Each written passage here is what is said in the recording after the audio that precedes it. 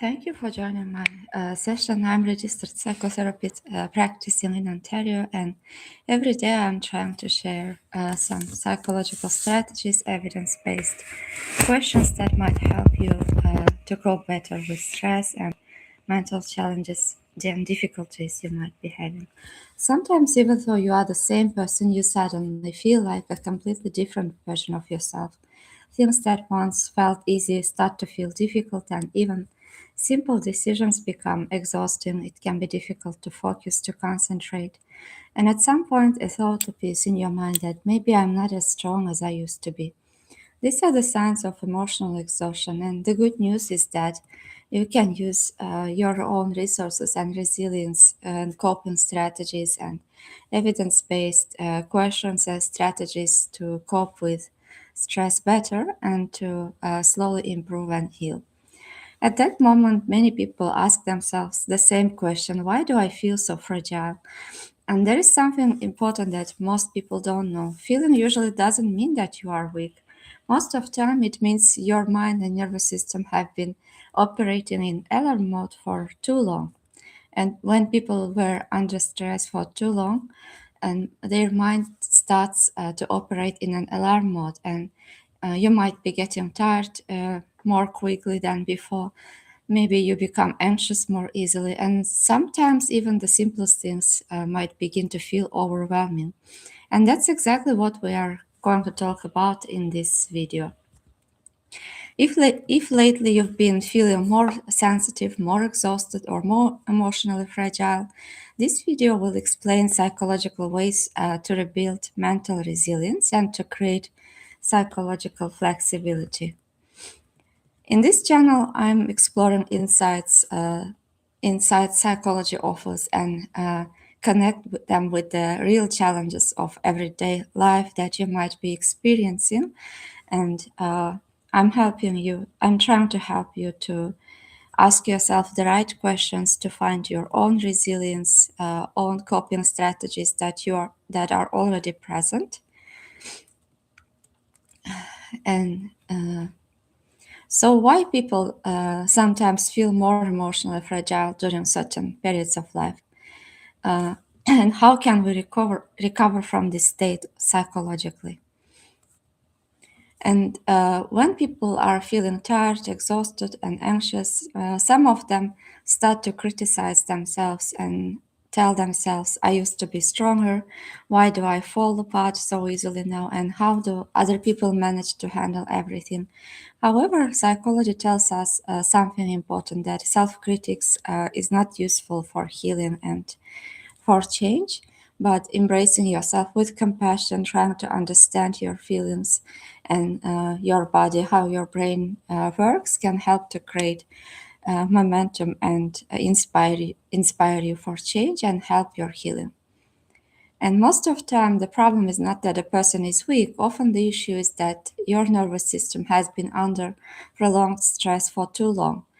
And what does actually feeling fragile mean? When people say that they feel fragile in psychology, it usually refers to a combination of different experiences.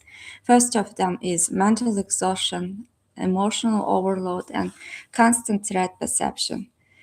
So, when the brain remains under stress for long periods, several mechanisms begin to appear. Your mind starts generating more negative scenarios.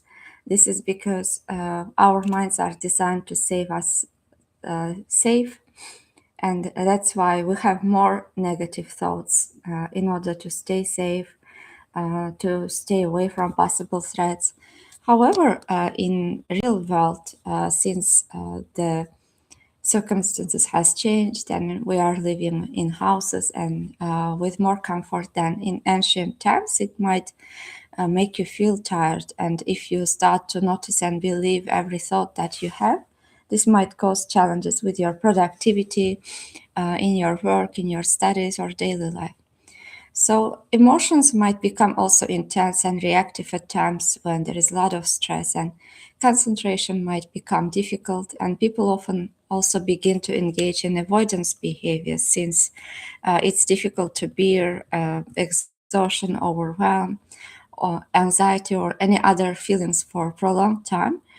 So the people start to do things in order to distract themselves to avoid these feelings, and this might be causing difficulties in their productivity, might cause procrastination, avoidance.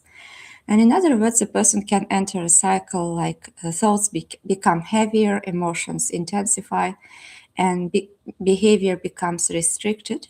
So each time when you are being pulled by your feelings and negative thoughts, maybe you stay isolated, you stop attending people and seeing places that you used to enjoy, and this might also cause depression symptoms, even more anxiety.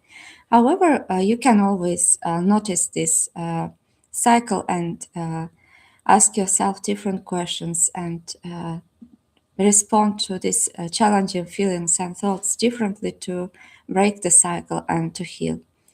So, as the cycle continues, a person might begin to feel even more inadequate. But there is the truth that situation is usually not a personality issue. It's not. It has nothing to do with your personality or your character. But most of the time, it's a response from your nervous system. And once you become aware of it, you will start to blame yourself less. You can develop self-compassion towards yourself and might have insights on how to cope with situation. So how our brain's alarm system works. Inside the brain there is a system designed to detect possible threats, and this system becomes especially active during times of uncertainty, increased responsibility, or perceived loss of control. And when the system activates, the brain's goal is very simple, it's to protect you. But sometimes this protective system becomes overactive, and when that happens, thoughts like this may appear. Maybe you have some thoughts that everything is getting out of control, I won't be able to keep up, I can't handle this much pressure. And these thoughts are not always reflections of reality, it's just your mind's attempt to possibly control you, to protect you from danger. And very often they are simple signals from the mind's alarm system. So why do people feel emotionally fragile? There are several important reasons for this feeling. First of them is long term stress. The human's nervous system is not designed to operate under constant high stress. When stress continues for long periods, it can lead to mental exhaustion, reduced motivation, emotional sensitivity, difficulty concentrating. And because of this, you might feel weak, you might feel exhausted. And in these situations, people may no longer feel as strong as they once did. And when some people struggle, they don't offer themselves support. Instead, they start criticizing themselves, thinking, "Why am I like this? Why can't I be stronger?" And these kinds of thoughts can actually increase mental fatigue because they cause even more anxiety, more negative and challenging feelings. And research on psychology shows that people who treat themselves with self compassion tend to cope with stress much more effectively because being compassionate towards yourself can help you to focus on possible solutions and factors that you can change in order to improve your situation, to improve your mental well being, while criticizing yourself keeps yourself stuck in the problem and makes it difficult to generate or think about different perspectives and solutions. So, when difficult emotions arise, people often respond in two ways. They either avoid, procrastinate, or distract themselves. And in the short term, this might provide temporary relief. You might feel better. However, in the long term, it sends the brain a message that I can't handle this situation anymore. And as you avoid and procrastinate, your brain starts to see it as a threat, and it thinks if you are avoiding it, there should be something really dangerous or harmful for you, and therefore anxiety is feeded and increases even more. So when this message repeats again and again, a person may begin to feel even more fragile, more anxious. And despite how difficult things feel, how have you managed to keep going up to this point? What helps you to cope with challenges, with difficult feelings, stress? What does that say about your strengths and abilities? And when have you handled stress well in the past? What helped you then, and what might still be useful for you? Answering to these questions can help to find resources that you already have that might help you to cope with stress. So, what's psychological resilience and how resilient people, successful people are coping with stress, and what are they doing differently that helps them to stay calm or focused on their goals or work or whatever is important for them during stressful and chaotic times? Resilience doesn't mean never struggling, it doesn't mean always feeling strong. Resilience means being able to recover and reorganize yourself even after experiencing difficult emotions. And in psychology, resilience often involves three key abilities: the ability to notice emotions, ability to regulate your thoughts, and reorganize your behavior. So the first step is goes through asking yourself questions such as what I am feeling right now, and understanding yourself can help considerably to regulate your nervous system. And when you are calm, it's easier to notice possibilities, solutions.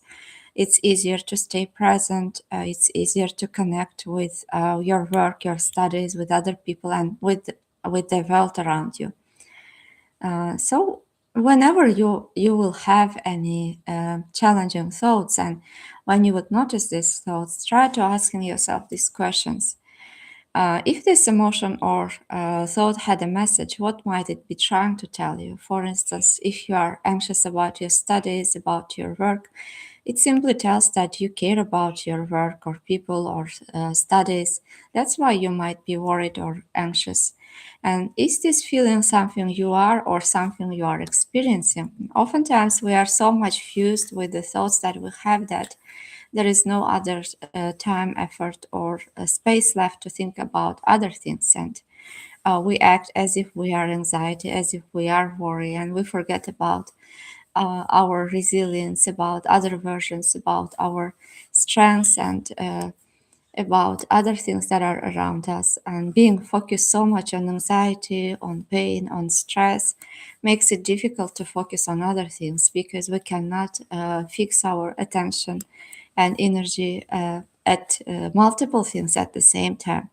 Therefore, noticing the places when you are hooked, uh, when you are fused with the feelings or thoughts can help to create space, and also remembering that thoughts and feelings are coming and going, but you are the one who are experiencing these feelings, these thoughts, and that you have enough space for all of them, and you still can hold these feelings and you still can take action towards what's meaningful for you at that point might create a sense of resilience, psychological flexibility, ease, and make it easier for you to think about other things that you care despite anxiety and worries. So, what happens when you see the emotion as temporary rather than permanent? What happens to your patients or to the levels of anxiety? Oftentimes, when we have anxiety or stress, it seems that these feelings are permanent and they are not. They are never gonna end. However, do you remember any times when you had the same feelings and thoughts, but after certain times they eased, they decreased, and you were able to focus and find solutions?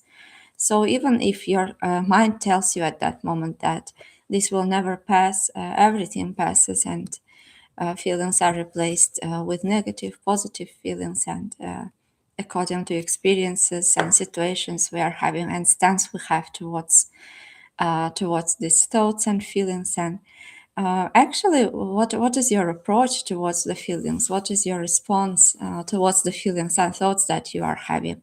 Oftentimes, we are too stuck in the feelings and thoughts, and we have like how do we respond? What do we think about thoughts? Is also that also matters more than what's happening to us. For instance, I see that many people are having tragedies or negative experiences, and the way they respond to these experiences matters a lot in their healing and going back into into their daily life functionality, and people who are being more hopeful or positive and researching for solutions and trying to think about possible other perspectives, researching are healing faster and recovering easier rather the ones who have more negative thoughts or feelings about the experience.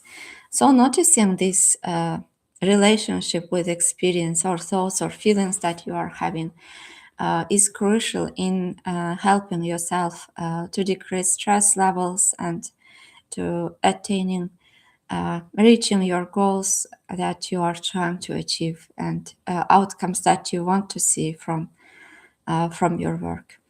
So, have you felt this way before and seen it passes? And even with this feeling present, what kind of person do you want to be in this moment? So, oftentimes, maybe we cannot control what's happening to us. We are not capable of controlling everything. However, we uh, we can control how we would respond to it, and depending on it, we can create a sense of choice and freedom for ourselves. Even when we cannot control anything, we still are capable of controlling our responses towards what's happening, and that is still a freedom. What's one small action that aligns with that, even if the feeling stays, even if the challenging feelings or experiences or thoughts are present? How you would like to show up, and what would be the first steps that you are showing up with the version that you want to become? So stress is not only psychological, it's also physiological, and that's why moving your body, walking, exercising, breathing, or using physical activity also can help you to calm your nervous system and to become more resilient towards stress, because moving physical activity helps to produce useful chemicals in your brain that make you more resilient towards stress, and it's easier to stay calm even when challenges and stress are present. And during stressful moments, thoughts noticing your thoughts is important. Everything, for instance, if you have some thoughts such as everything is going to fall apart, you can examine this thought with a simple question: is this thought helping me right now? So, is even if maybe everything will fall apart, like how long do you prefer to use your energy and your attention to this thought, and what else would you like to do, what else you could do, how differently you would like to respond, and if this thought helping you respond effectively to this situation, and when you believe this thought, what happens in your emotions, how your emotions or physical sensations are being impacted, and how you can break the cycle, what other perspectives can you generate so that this thought would be useful for you, or this perspective would be useful for the person whom you want to become. And does this thought move you closer to what matters to you, and or further away? Can you notice this thought as something your mind is producing rather than a fact? And if this thought softened even slightly, how would you feel? Do you need to obey this thought, or can you simply notice it? And have you had similar thoughts before that didn't fully come true? So when we think about these questions, it might help us to create distance from the thought and to see that not everything our minds are telling us is the truth, and that we still have a choice to respond to different thoughts and feelings differently. And what small concrete action can you take despite this thought? Even sometimes when we think that we are stuck and there is nothing can be done, like thinking about the situation in this manner is actually keeping us stuck. And when you think about, when you step back or when you consider situation from distance, oftentimes you would find new solutions or new perspectives that help to calm down and to see situation from different lenses. And even if this thought says Even if this thought stays, what kind of response would reflect the person you want to be, and what is one small step you can take that aligns with that version? And can you think of a recent time when this thought showed up, but it didn't affect you as strongly? And what did you do for this to happen? What did you notice has happened just before you coped with it? How did you adjust environment? Who was there with you? Which skills, which resources, which strategies did you use for this to happen? And what difference did it make for you in the past when you were able to stay calm or to respond differently to stress and to stay resilient? And what difference did it make for other people? And how it might help you if you could use the same resources, strategies, qualities, environments, or ask for help from the people that helped during those times for this current situation. What might be different, and how can I how can this carry you closer towards what you are trying to achieve, the change you are trying to see? And if your tasks or if your goals are too large or too uncertain, vague, this can also create a source of stress for your brain. Therefore, dividing your tasks, your goals into smaller parts and starting with the smallest part can help to decrease stress levels. Since when there is an uncertainty or if the task feels too overwhelming, this can create even more anxiety and avoidance, procrastination. And when a person is under constant stress, it's more difficult to focus on large goals and to cope with uncertainty. Therefore, breaking your goals into smallest parts and creating detailed plans, and instead of saying I have to finish this entire project, telling I will just start with the first small part can help to create momentum, to decrease anxiety and make it more likely for you to start and continue with what you are trying to achieve and to complete. And human mind functions within a social environment. And according to research, people who are more socially active and have more social resources and connections are able to stay more resilient under stress, under challenges, and seeking support during difficult times can significantly increase psychological resilience. And even talking to a friend can help regulate your nervous system. Connecting to people whom you care is important. So there will be times when we will feel fragile. It's inevitable because life it has its ups and downs, and everyone has challenges in their lives. But that doesn't mean that we are actually fragile. Most of the time, it means that our minds and body have been carrying too much stress for too long. And when you consider and understand how human body and brain are designed to cope with stress and to keep us safe, it would help to understand ourselves better, understand how our brain works, and to criticize ourselves less and to think about solutions and strategies that we can use to help ourselves to cope with stress better and to focus on what we are trying to achieve at that point.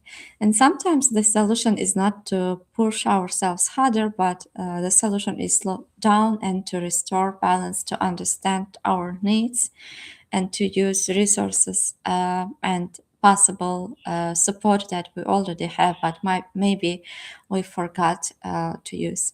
If recently you've been feeling more sensitive, more exhausted, or more emotional fragile, I want you to know this, that you are not alone in this experience. We are all of us. We are going through difficult situations, experiences from time to time, and many people go through similar periods at different stages of their life. And when people learn the right psychological skills, you can emerge from this period stronger and more resilient.